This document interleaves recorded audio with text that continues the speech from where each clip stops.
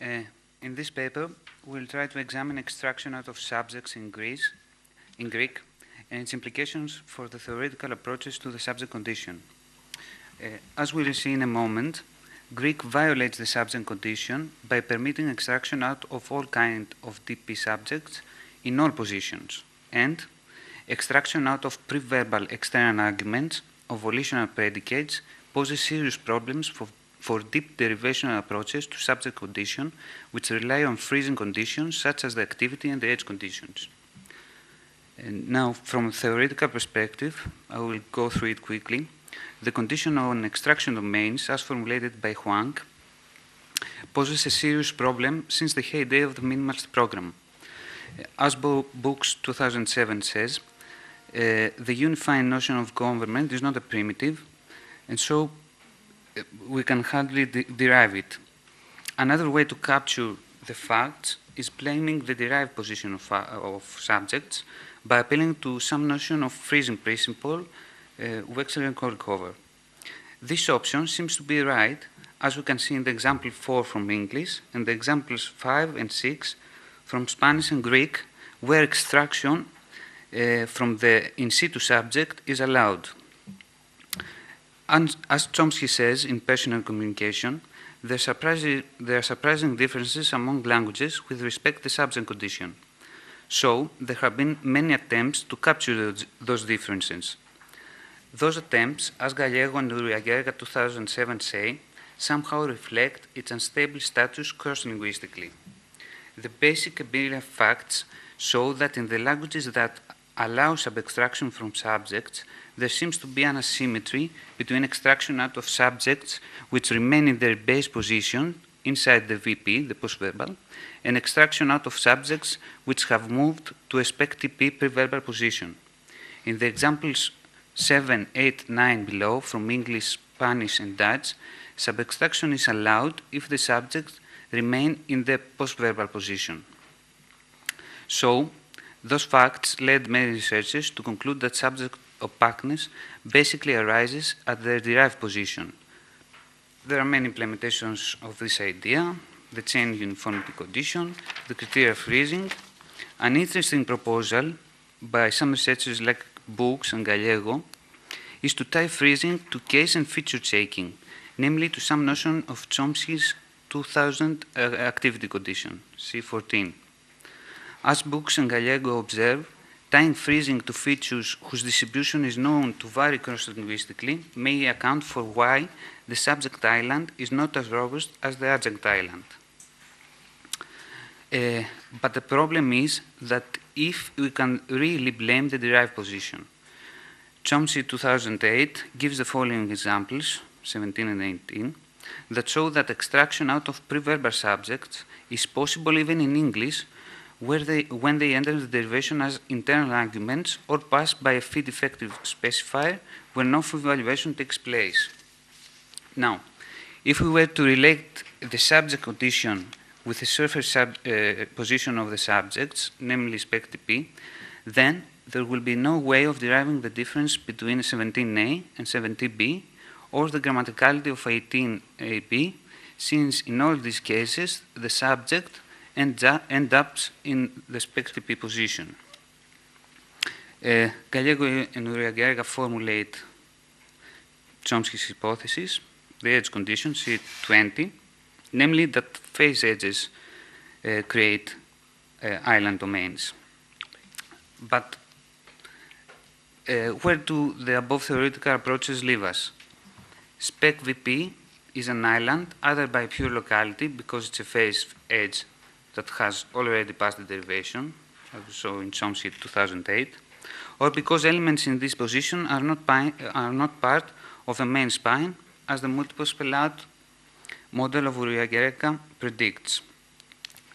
But spec TP is also an island, either because it evokes chain uniformity restriction, or by means of feature evaluation according to some kind of the activity condition or the criteria freezing. But note here that Spanish poses an interesting challenge to Chomsky's edge condition above. In Spanish, extraction out of pre-verbal subjects is allowed. See the, yes, post-verbal subjects is allowed. See the example in 21. Gallego and Uriaguereca and Gallego proposed that the edge condition is inconverted in Spanish because of phase sliding. Summing up, the activity and edge-based approaches, either alone or in combination, exclude the possibility of extraction out of a preverbal external argument, which has derived by movement from spec VP to spec TP, either because the first measure position of the external argument as spec VP creates edge effects, or because phi valuation as spec TP deactivates the subject, or because there is no intermediate landing site in the subject movement from where sub-extraction would be possible. Right. So far, the generalization holds like that you cannot extract out of a subject, which is the external argument of the verb, and this element has moved to the specifier of the tense phrase. Well, the main challenge from Greek comes from the fact that, as you can see in the examples in 24 to 26, which were reported in the literature before, that you can extract out of subjects quite freely. So 24 is quite irrelevant because you have a sub-extraction from a post-verbal subject of an unaccusative verb. That's okay. 25, you have a sub-extraction out of the external argument, out of a subject with the external argument of a verb. This okay. The interesting thing is 26, where you can see that you have extraction out of the preverbal subject of a transitive clause of a transitive clause. So if this is correct, if this is true, then there is no way of deriving these facts according to the activity conditions or the edge-based activities conditions. But in order to be sure, we have to control for some factors, because it may be claimed that this kind of extraction is not a genuine kind of extraction. There are other factors, creating this effect. So the first thing we have to control for is the flavor of the V star, of the small V star. Chomsky says in a footnote in his 2008 paper that the choice of V star might have an effect, perhaps of which books did the author receive a prize is more acceptable than 6, which is of which car did the driver cause a scandal.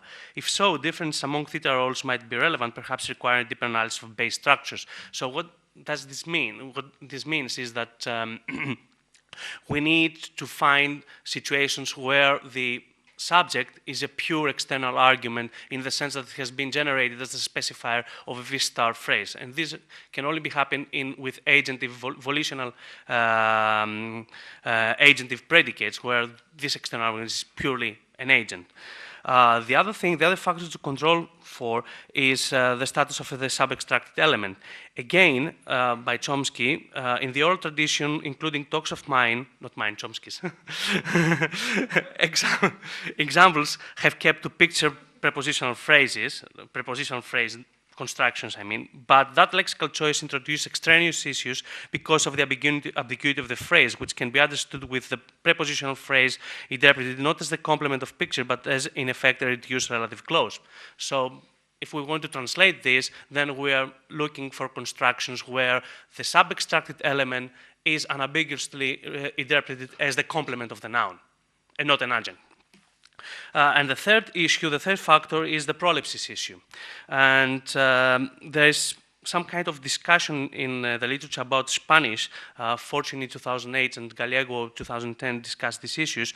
And according to the fact that some of these constructions are not genuine extractions, but some kind of aboutness constructions, in the sense that the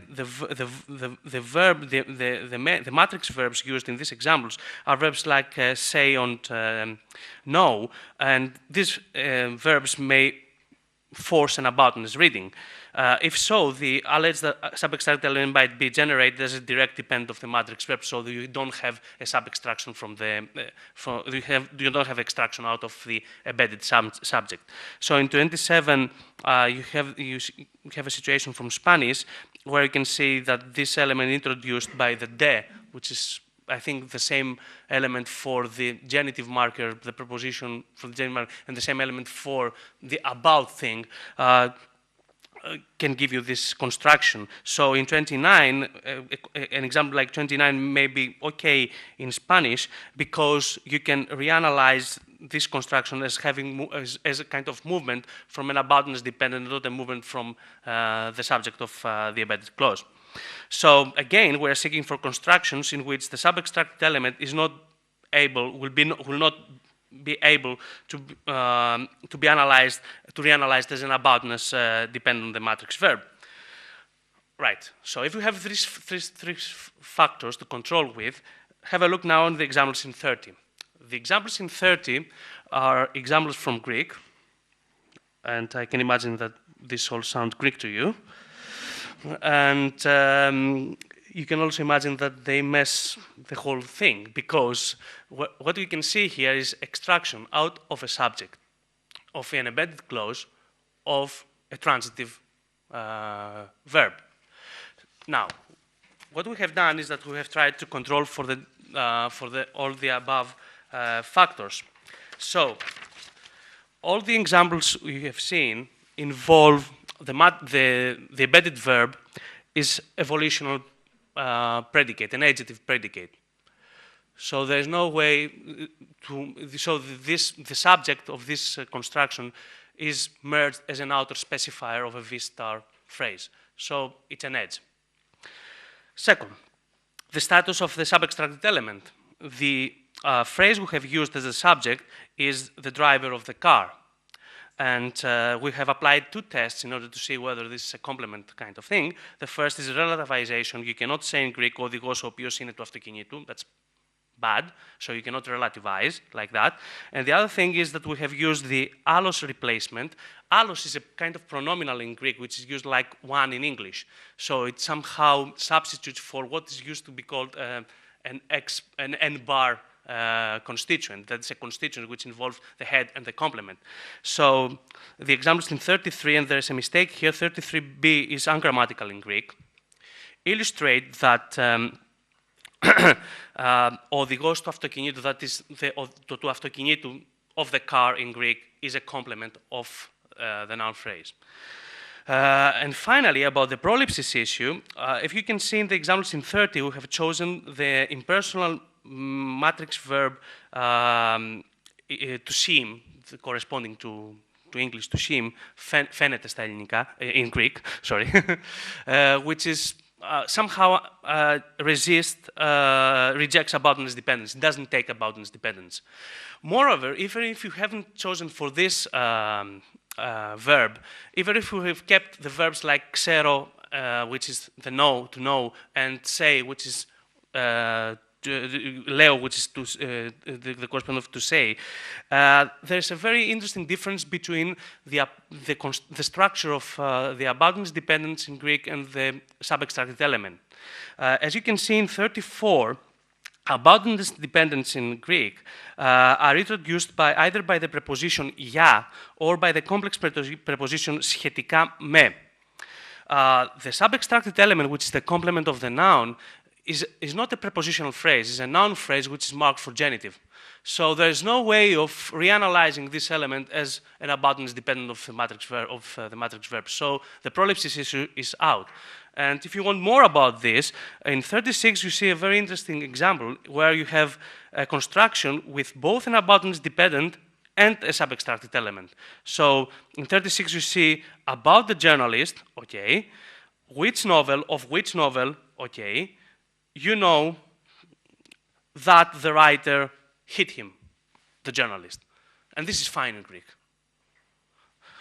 So, if we are correct, then the examples in 30 constitute genuine examples of extraction out of pre-verbal external argument subjects. And of course, the activity and tense conditions cannot handle these facts. They predict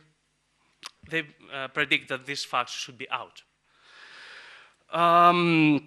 Now, are there any analysis of this kind of constructions?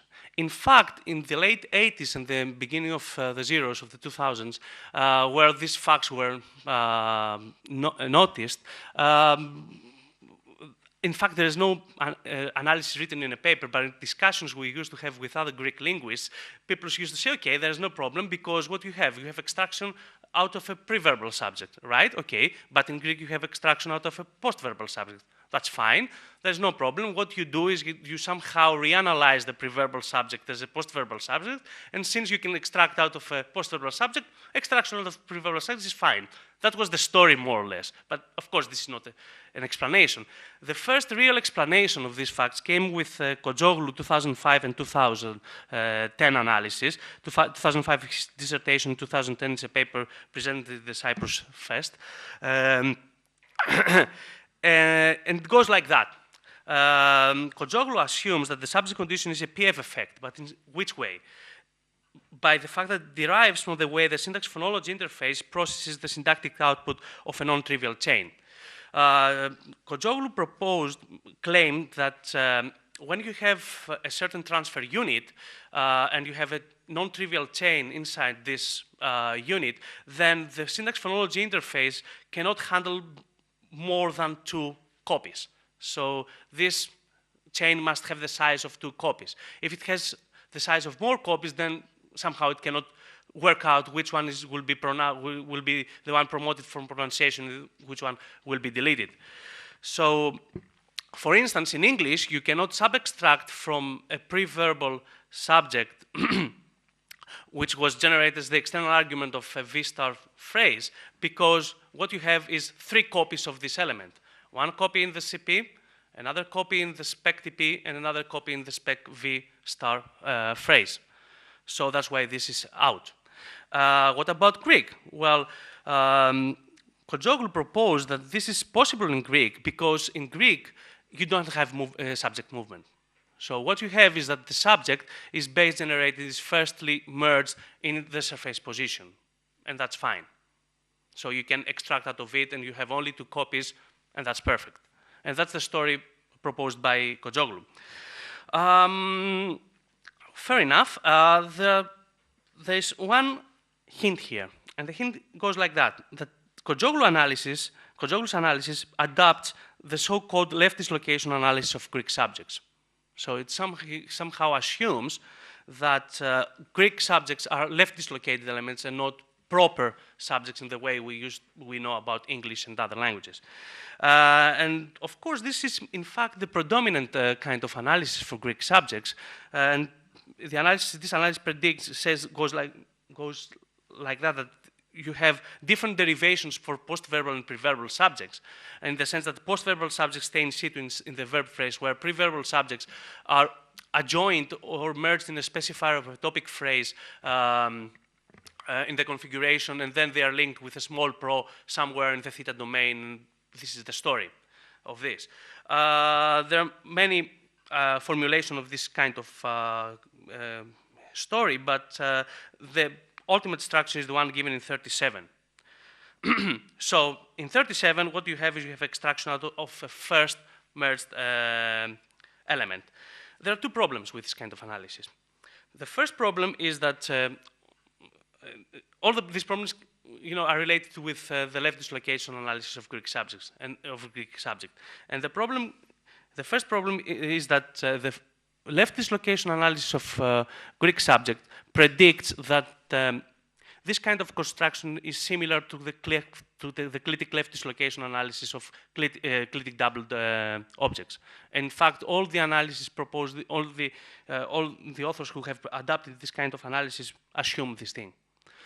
But there's a very interesting asymmetry. In 38, you can extract out of a subject, a verbal subject, but you cannot extract out of a left dislocated clitic doubled object. So the empirical facts show that if subject is a first merged element, then it should have behaved in a similar way like the clitic left dislocated object, but it doesn't. The other thing, but I will not go through it, is that recently Russo and Chimbli 2006 and the paper of myself and Vassilios, who have challenged the left dislocation analysis of Greek subjects. And in fact, we found good ways to believe that preverbal subjects in Greek are normal subjects. They're like English somehow. But I will not go through all the examination, all the relevant data. I will just end up with 44. In 44 is the analysis proposed by by Spyropoulos and Vassilios, which says that in Greek, the derivation of a subject involves a kind of movement similar like in English, right? And the difference between Greek and English is not in the derivation, it's the way that the syntax phonology, not morphology, as it says here in the handout, the syntax phonology interface may treat this syntactic output in different ways. So if it chooses to promote the high copy, then you have the SVO construction. If it chooses to promote the low copy, then you have the VSO construction. And in this way, you have a single derivation which accounts for the two different constructions, these pre-verbal and post-verbal constructions. And there is a very good evidence for this coming from the fact that has been noticed since the many years during the 80s that there are prosodic factors which determine whether a subject is pre-verbal or post-verbal in Greek. So if it's a light subject, then it is more likely to be found in the pre-verbal position. If it is not a light subject, if a heavy subject, it's more likely to occupy a post-verbal position. And of course, this is what this analysis predicts. But again, coming back to the subject condition now, if the syntactic output of this kind of derivation is the one given in 44, then again we have a problem. And the problem is not only with the pre-verbal subject, but with the post-verbal subject as well. In the sense that if this chain involves phi valuation, then this phi valuation respects the lower copy as well. So a sub-extraction out of a post-verbal subject in Greek is ruled out, is expected to be ruled out due to the valuation, due to phi valuation, according to the activity, to some kind of activity condition. Well, a short note is here is that I have to make a short note here in the sense that Gallego 2010 argues that a sub-extraction of from post-verbal subjects in Spanish is possible because the phi valuation between the verb, the tense probe, and the subject in this position is not complete. And he gives some arguments from defective agreement patterns, mostly having to do with subjects which are coordinated phrases, who have coordinated constructions. I'm not sure about the Spanish data, but I can say that this is not true about Greek, in the sense that if you have a look in the examples from 45 to 48, then you will see that agreement with the subject is full, even with coordinated subjects in first conjugate agreement constructions. That is, the verb in Greek agrees either with the whole constituent or with the first constituent. And this agreement is full, even in person and number. So have a look at the example in 45. Τον χτύπησαν ο Νίκος και η Μαρία. Χτύπησαν, which is the verb hit, has agreement, third plural agreement. And then you have Nick and Maria, which is the coordinated subject, okay? You may also say τον χτύπησε ο Νίκος και η Μαρία. In that case, you have third singular agreement.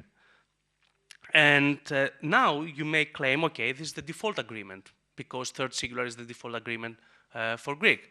But if you look at 46, where the first conjunct is plural, this third singular is not an option. So, for instance, you say, τον χτύπησαν τα παιδιά και η Μαρία, third plural. You can say, τον χτύπησαν τα παιδιά και η Μαρία, but you can never say, τον χτύπησε τα παιδιά και η Μαρία. So you don't have this, you exclude for the default agreement pattern. Now, if you change the examples with a first person pronominal or a second person pronominal, like the examples given in 47, then again you'll see that the third singular agreement is out. The verb has to agree with either the whole coordinate construction or with the first conjunct and be in first person and second person, respectively. So you see that all these constructions in Greek do not involve a kind of default agreement. It's a kind of a first conjunct agreement. And of course, there are two main analyses of this fact. I will not go through them. One which involves a kind of first contact like Arabic, but it's not the case, or a kind of, what you have here is a kind of a causal coordination with ellipses. We have 5 minutes. So, where have we arrived? Again, the same, that what you do is that you sub-extract out of a pre-verbal element, or that all this data show that the Greek subjects involve non-trivial chains, so that sub-extraction out of pre-verbal and probably post-verbal external argument subjects is expected to be ruled out by the activity and its conditions, contrary to the facts. So somehow Greek seems to violate any freezing condition that we know of about subjects. In 6, I make a tentative description of the fact that Greek maybe is a completely anti-freezing language, in the sense that you can extract out of any domain that syntactic theory considers to be a freezing domain. So the examples in 6.1, you have a kind of construction where you extract out of the subject of a small clause. And there are good reasons to believe in Greek that the DP of which the predicate is predicated of in a small clause construction is an element that has been generated inside the predicate, the phrase of the predicate, and then has moved out to another position, probably some position in the verb phrase. We're not sure about that.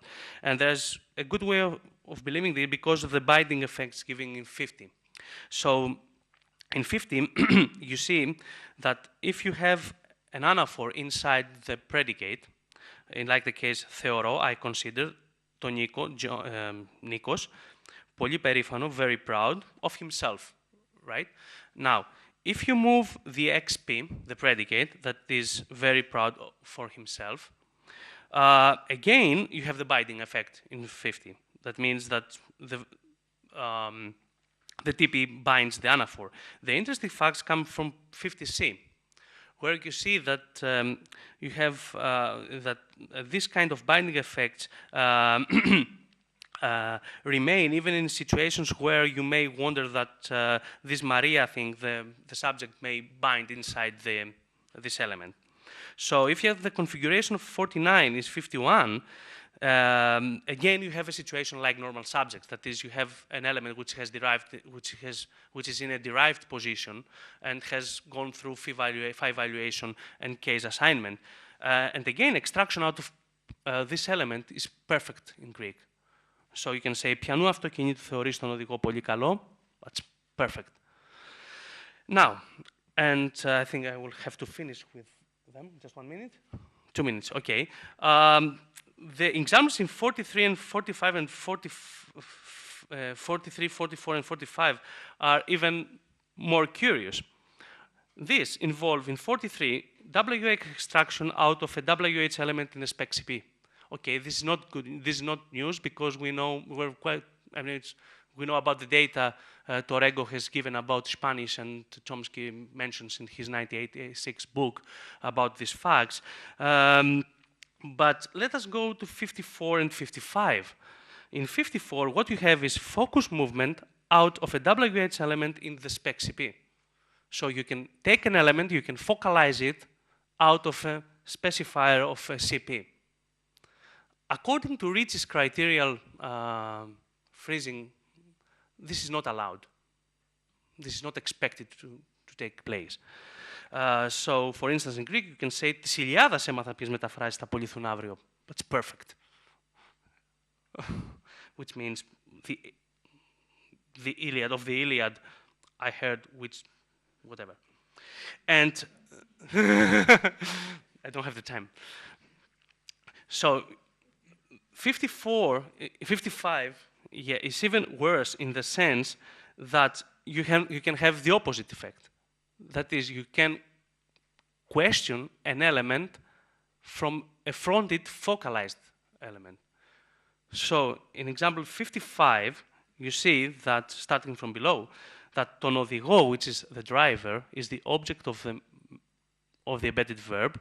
It has been focalized and brought in the preverbal position. This is the usual strategy for focalization in Greek, right? And then you have sub-extracted the of which car to the main clause. So, of which car seemed to you that the driver, it was the driver that the police arrested, and that's perfect in Greek. So again, this is a violation of the criterial phrasing constraint. I mean, it's an obvious example. So I have to stop now. Do I have an analysis? The answer is no. And the reason is that I think what Greek shows us is that all these freezing conditions are not conditions that have to do with the derivation. If there were conditions that constrained, restrict the derivation, then these examples would not be able to be produced. And in fact, what I want to say is that, what I want to suggest, and I think I don't have a clear analysis of this, is that all these freezing conditions are kind of epiphenomena of, let's say, the way the sensory motor system or the syntax phonology interface, PF as we say, processes all these kind of syntactic outputs.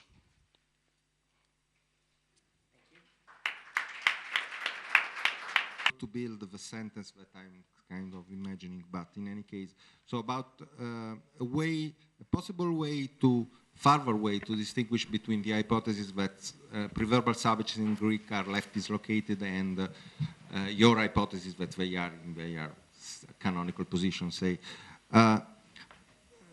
Based on the contrast between 30A and 30B, so imagine that you left dislocate a subject overtly. So you take the subject of an embedded clause and you left dislocate to the edge of the matrix clause. I guess this is possible. I mean, might be possible. Repeat.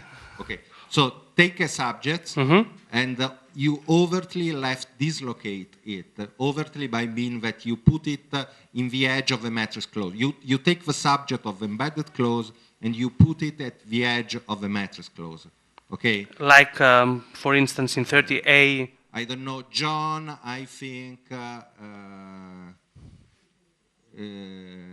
is nice with resumptive or a small pro, I guess. Okay. Yeah. John, I think that is nice. Something like what that. I'm claiming is that it's not that there are no left dislocated subjects. No, but my question is still a story. Then you try to extract from these subjects, okay, and now maybe you expect that this kind of extraction is bad because this will be extraction out of the left dislocated category, and you said with other left dislocated category is bad. So I guess a prediction would be that this is not okay. This would be out. Yeah. Well, I imagine the example is difficult. Just to. Yeah.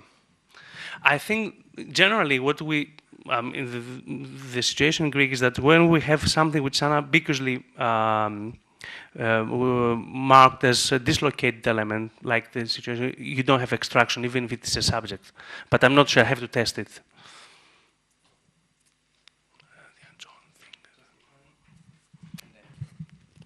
A very quick empirical question. So what happens if you try to extract from a subject which is strongly quantified? So for instance, in 55, you use the average driver instead of the J driver. In 55? 55, yeah. For an example. So I see something systematic in your DPs. Right, and then you have to extract out of? From every driver instead of from their driver. With focus or not without focus? With focus. With focus. Yeah, you can.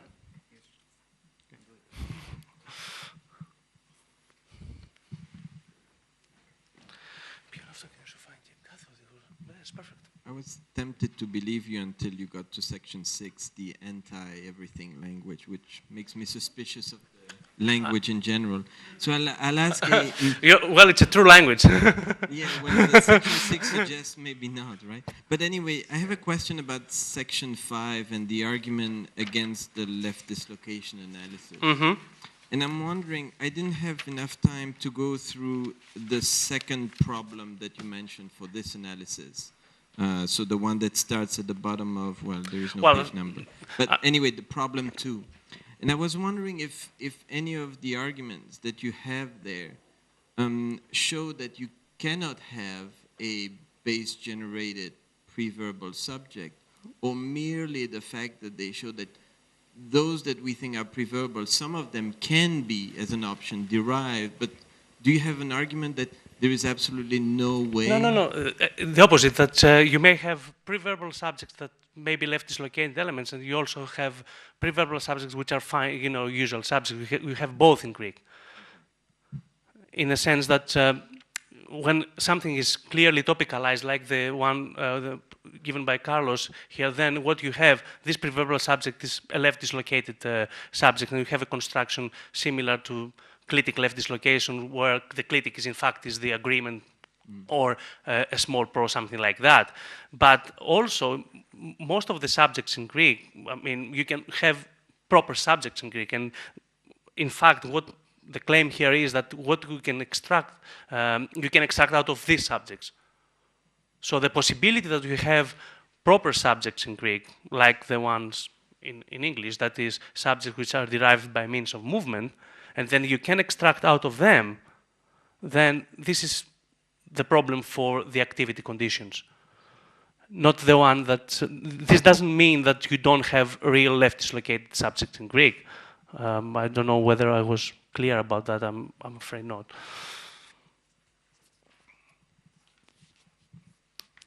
Okay, I'll wait.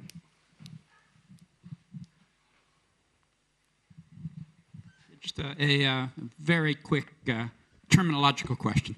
So you talked about freezing and talked about the classic freezing idea due to Kulikova and Wechsler, that anything that's moved has become an island. No. Yeah, sorry. Yeah. Now, the examples in 6.2, where you discuss them in terms of criterial freezing, I might just be misremembering, but the way I remembered criterial freezing, it's about something that's moved to satisfy a particular feature, then being stuck, rather than it becoming an island. Am I misremembering? I think so, yeah. Oh, no, that's the thing, isn't it? That in criterial freezing, you move an element in a certain criterial position, and then it gets stuck there. That's right. But it's not that nothing can move out of it. Yes, I think that was Reggie's second formulation of the criteria freezing. The first formulation was that nothing can be extracted out of it. The second was that the criteria goal is frozen in place. The rest of it can be extracted. But anyway, all these constructions show that even if this is a kind of frozen place, I mean, you can extract out of it.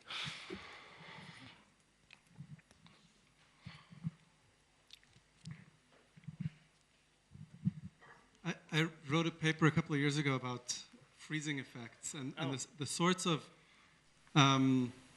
violations of the freezing principle that you seem to be discussing. So in the terms of that paper, what you call left dislocation, I would have called topic, and that then doesn't feed focus on WH. That's totally expected.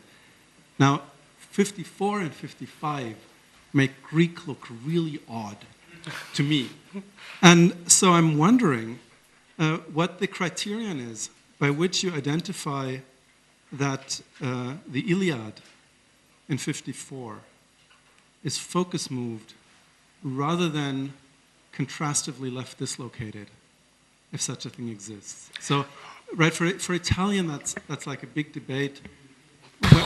What the criteria are for clitic left dislocation, what the criteria are for focus, and to what extent they can really be. Well, in Greek, there seems to be a quite neat distinction between left dislocation and focalization, in the sense that left dislocation is somehow a base generation construction, where focalization is a kind of movement construction. And the arguments have, I mean, there's a paper by Chimpli in 1990, something like that, which discusses this kind of constructions, in that focalization in Greek seems to obey certain islands, in the sense that you cannot, if I remember well, you cannot do focalization from inside the complex NP or an adjunct, something like that, where you can do so with a kind of left dislocation, a topicalization with a left, with a topic, and then you have some kind of clitic there, like a resumptive pronoun. Now, obviously, here you don't have this clitic thing, which in Greek shows that you have a topic or a dislocated construction. In Greek, you don't have, topicalization by means of movement. All topicalization in Greek is signaled by the appearance of this clitic element, the pronominal clitic. And what is more interesting is the fact that whenever you have the clitic, the doubled element can never be focused. So you don't have constructions where you focus the element and then you have a clitic that is, because there's a conflict. When you have a clitic, the doubled element is obligatorily a topic, and then you cannot focus it. And so you can topicalize possessors, and then you get a possessor? The possessive, yeah. Obligatory. If you topicalize possessives, then you must have the possessive clitic there. For instance, if I were to say της Ιλιάδας, about Iliad, έμαθα ποιες μεταφράσεις της, which translation of its translations. Is it still odd? Other questions? Yeah, one quick one. Follow up. Well, just a short note on this, which relates. There is no enough literature in Greek about the distinction, what is focus and topic, and how these things relate to each other. What I'm just mentioning is some basic empirical facts. In fact, there is no complete analysis of these things, the distinction between contrastive focus and identificational focus, or the distinction between contrastive focus and any other type of foci, and its relation with topics and contrastive topics. I don't know of any adequate analysis of these things. Sorry, before I asked the wrong empirical question, actually it was an accusative. I thought it was nominative. If you transform it in nominative, so the driver, the beat, and the policeman, in 55. In 55? Yeah, it should be... Nominative? Yeah. Why nominative? Is that possible to extract from a nominative? Okay. It's an object, so it cannot have a nominative case. Okay. Well, the thing is that in Greek... No, okay, but just transform the phrase in... just to try to extract from a subject which is focalized. And if this is a focalized element, then you can extract out of it. You can extract? Yeah. If it's strongly quantified, clearly quantified? Hold on. Πιανό αυτοκίνητο σου φάνηκε ότι κάθε αδίκος... Ναι, that's perfect. Another try, or 3 tries. Okay, thank you very much.